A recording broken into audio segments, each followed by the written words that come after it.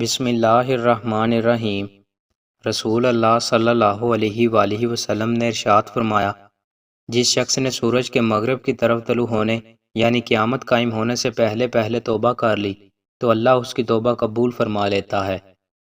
رسول اللہ صلی اللہ علیہ وآلہ وسلم نے ارشاد فرمایا، جو بھی مسلمان اللہ تعالیٰ کو یاد کرتا ہوا باوضو سوتا ہے، پھر رات میں کسی بھی وقت چونک کر اٹھتا ہے اور اللہ سے دنیا اور آخرت کی بھلائی کا سوال کرتا ہے تو اللہ تعالیٰ اسے ضرور دیتا ہے۔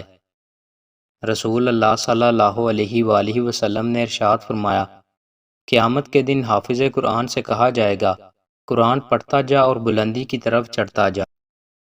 رسول اللہ صلی اللہ علیہ وآلہ وسلم نے ارشاد فرمایا، اللہ تعالیٰ فرماتے ہیں، میرے بندو تم سب کے سب گمراہ ہو سوائے اس کے جسے میں ہدایت دے دوں، اس لیے مجھ سے ہدایت مانگو میں تمہیں ہدایت دوں گا۔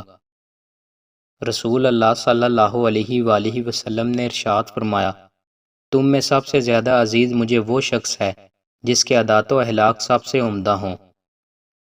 رسول اللہ صلی اللہ علیہ وآلہ وسلم نے ارشاد فرمایا، جو عورت ننگے سر بے پردہ گھر سے باہر جائے تو اس عورت کے ساتھ 4 آدمی جہنم میں جائیں گے، پہلا اس کا باپ، دوسرا اس کا خامند، تیسرا اس کا بھائی، چوتھا اس کا بیٹا۔ دوستوں، مزید اچھی ویڈیوز کے لیے ہمارے چینل کو سبسکرائب لازمی کریں۔ بہت شکریہ۔